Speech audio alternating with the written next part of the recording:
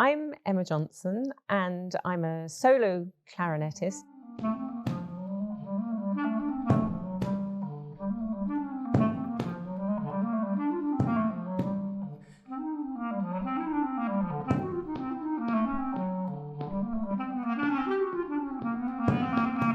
I like to do a wide variety of stuff, and I've got a jazz trio as well, and at the moment I'm also developing a program for clarinet with singers, with choir. So I really love to explore everything that the clarinet can do.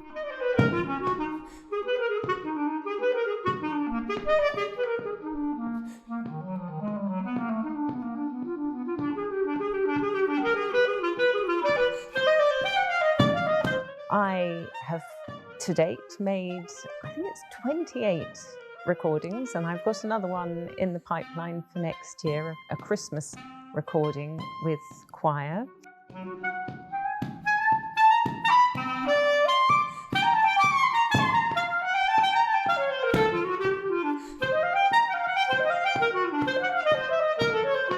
I've been lucky to be invited to travel over the world with my clarinet. I've been to Japan, done tours in America, throughout Europe, Africa, Australia. So it's been a very varied life.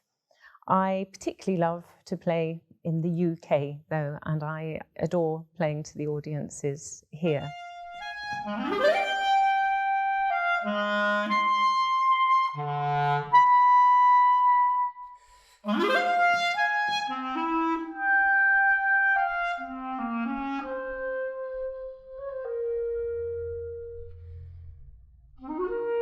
My first introduction to music was when I was given a recorder for Christmas at the age of 4, and I just was obsessed by it straight away, taught myself to play, then graduated onto the clarinet. I think my parents were finding that the recorder was far too high and squeaky to have going on in the background all the time. I was lucky to be given music lessons at school to start with, and had a very good local teacher. I always had as my dream that I would like to be a clarinetist. And when a lot of my friends were going in for a competition called BBC Young Musician of the Year, I decided to enter. So at the age of 17, I won that competition, and I have to say that really launched my career as a musician.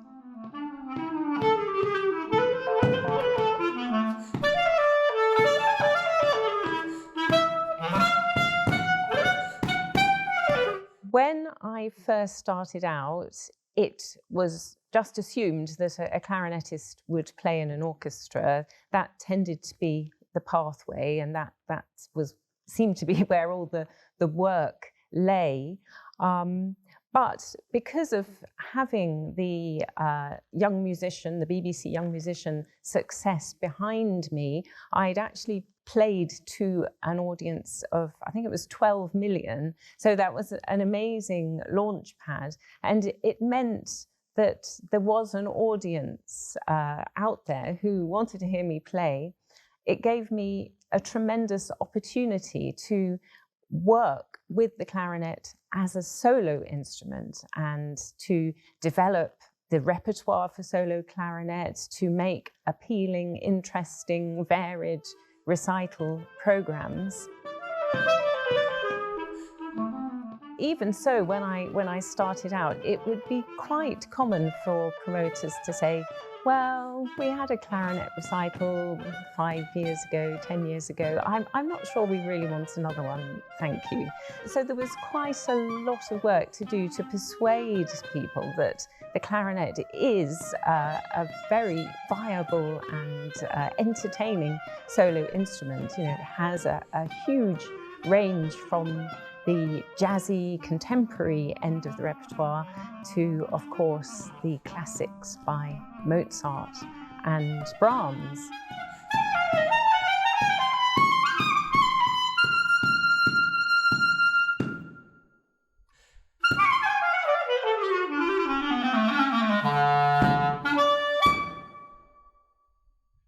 I would say to anybody starting out that it's important to be extremely creative in your choice of repertoire. Try and do something that nobody's done before.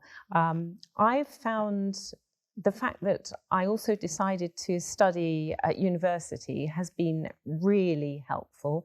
I learned their skills such as orchestration, how to transcribe pieces, all about harmony and so on. It's meant that I've been able to develop whole new areas of repertoire.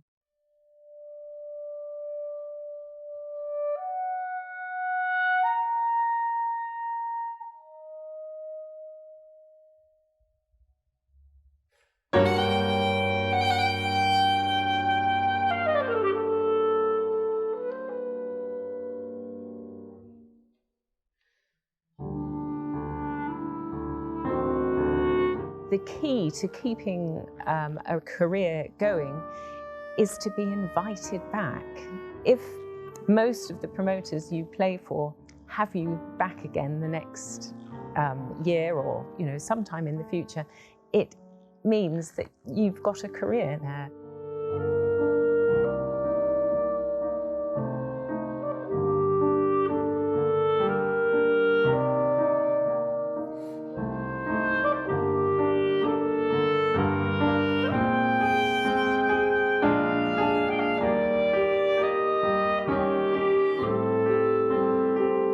I think it's quite difficult to do that on any instrument, but on the clarinet, particularly when you blow down the mouthpiece, you're making the sound with a reed.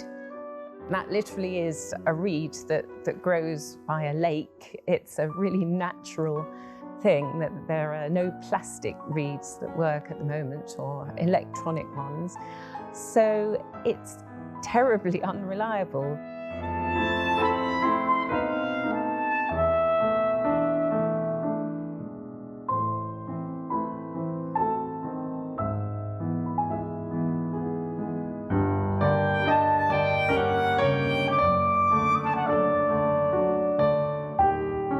You can have a reed that plays wonderfully for you one day, and then you go on an aeroplane the next day, it gets dried out and it warps, and suddenly your reed that you thought was your friend actually lets you down in concert.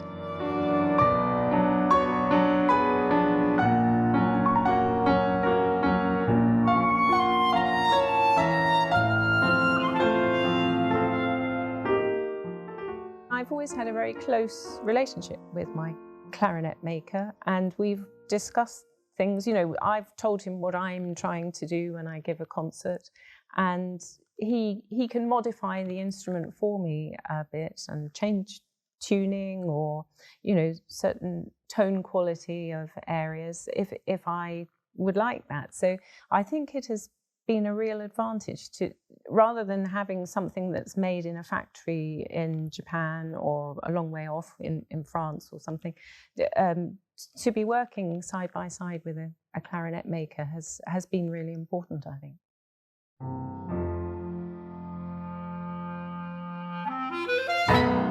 My instrument, I'm rather proud of it. It's by an English clarinet maker who's based in Surrey in England.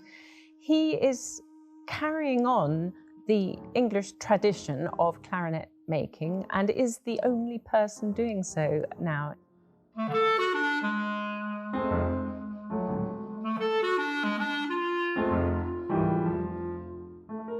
It's a bit technical, but it basically means the hole inside the clarinet is a little wider, and it enables a slightly different style of playing it.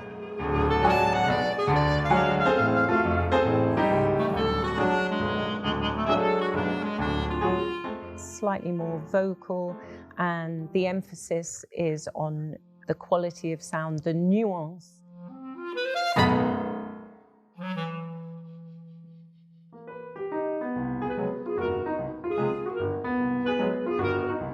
Really playing as if you were singing. So that really is the English tradition.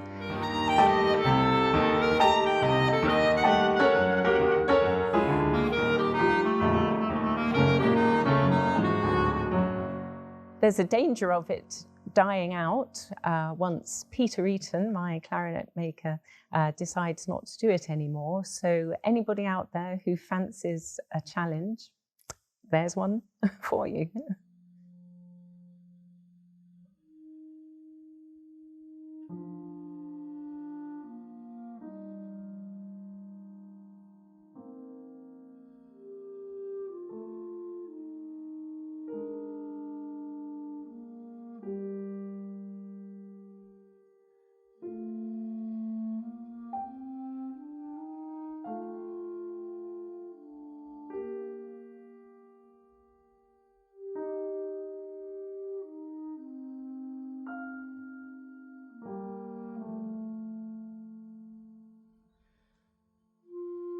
The clarinet is capable of such a variety of styles, and of course it really came into its own in America in the 20th century, where particularly in the 20s and 30s it was often the lead instrument in jazz groups.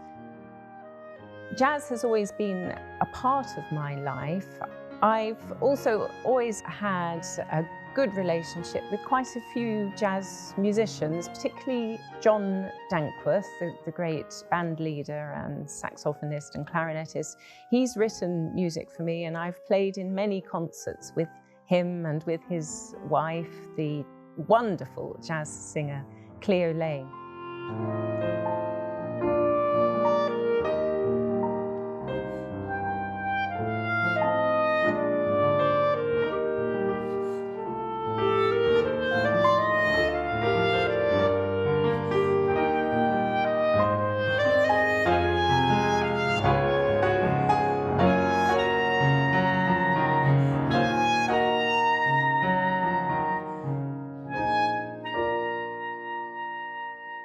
It's very difficult to play a lot of styles really well and to play in a way that will speak to a wide audience. But I've always felt it's an important part of my work to try and have elements in my programming that will appeal to children, for example, who may be inspired to take up music. So I've composed pieces which have been taken up by the Associated Board exam syllabus. And I've always tried to have some lighter pieces in a program, just to try and bring everybody in. That sometimes people come to my concerts and they've never been to a classical concert before.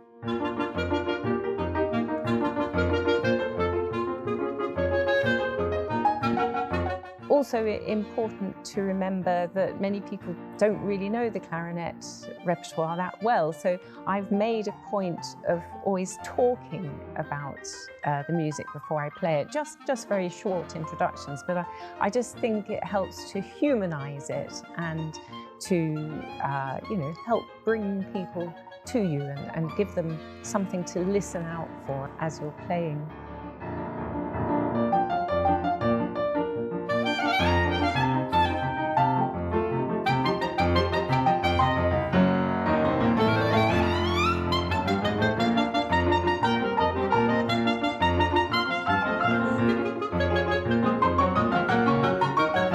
It's been fantastic to be invited to do things such as giving a concert on Sky Arts quite recently, and to play in televised concerts and on the radio and for Classic FM.